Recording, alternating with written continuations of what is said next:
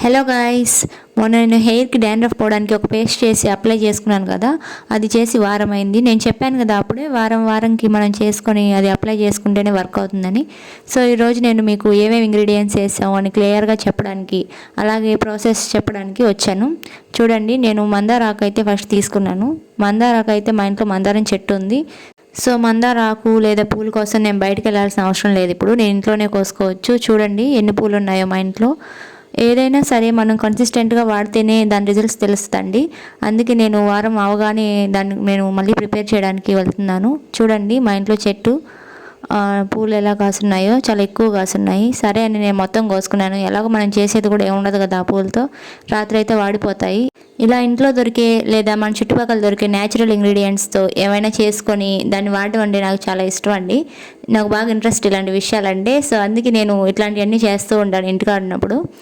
ఎలాగో మనం సెలవులు ఇచ్చినప్పుడు ఖాళీగానే ఉంటాము, ఇంకా హెయిర్ కేర్ అయినా చేయాలి కదా. హెయిర్ కేర్ చేయకపోతే ఇంకా హెయిర్ అంతా రాలిపోతుంది.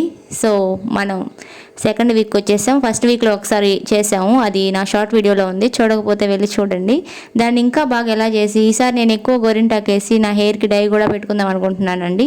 ఈసారి కొంచెం వేపాకు తగ్గించి తర్వాత గోరింటాకు ఎక్కువ వేసుకుందాం అనుకుంటున్నాను. అందుకే నేను మా అమ్మ కలిసి మా ఇంటి పక్కనే ఒక చెట్టు ఉంటే ఆ చెట్టు దగ్గరికి వచ్చామండి. చూడండి మా అమ్మ నాకు సహాయం చేస్తుంది గోరింటాకు కోయడంలో. ఇంకా మేమిద్దరం గోరింటాకు అయితే కోసేసామండి. చూడండి బాగా మంచిగా ఉంది గోరింటాకు ఇక్కడ. అలాగే పక్కన చూడండి చింటూలు ముగ్గురున్నారు గైస్. చింటూలు అక్కడ అరుస్తూ ఉన్నారు ఎవరు వీళ్ళంతా అని. సర్లే అని మేము వాటిని పట్టించుకోకుండా వచ్చేసాము. కరివేపాకు తీసుకుంటున్నాం గైస్. చూడండి అన్నీ తీసేసుకున్నాం. ఇంకా వేపాకు ఒకటే మిగిలింది. ఆ వేపాకు కొయ్యాలంటే ఈ వేప చెట్టు చూడండి ఎంత పెద్దగా ఉందో. అయినా మా అమ్మ కొంచెం కర్రతో కొట్టి కొన్ని తీసిందండి. చూడండి అన్నీ కలిసిపోయాయి ఆకులన్నీ. ఇంకా అలాగే ఎలాగో మనం తలకి పెట్టుకుంటున్నాం కాబట్టి అవేం తీయకుండా నార్మల్గా మంచినీటితో ఇట్లా కడిగేసానండి. చూడండి ఎంత క్లీన్గా ఉన్నాయో. ఆకులు కూడా చూడండి చాలా ఫ్రెష్గా ఉన్నాయి. మా చెట్టు కాబట్టి మా చెట్టుకి ఎప్పుడూ చాలా ఫ్రెష్గా ఉంటాయండి ఆకులు. చూడండి అన్నీ వేసి నీట్గా కడిగి దీన్ని అంతా తీసుకెళ్ళి మిక్సీలో వేద్దాము అనుకుంటున్నానండి. పక్కన ఎందాక కోసిపెట్టిన మందారం అన్నీ ఆ పూలు ఆకులు అన్నీ కలిసి నీట్గా కడిగానండి. ఇంకేం లేదండి ప్రాసెస్. ఇంకా నీట్గా ఇదంతా మంచిగా కడిగేసుకొని దాన్ని తీసుకెళ్ళి మిక్సీలో వేసుకోవాలండి. చూడండి మిక్సీలో వేసుకునేటప్పుడు మొత్తం కలిపి ఒకటేసారి వేసుకోకూడదు అలాగా, ఎందుకంటే అది మెదగదండి. అందుకని మనం కొంచెం కొంచెం వేసుకోవాలి.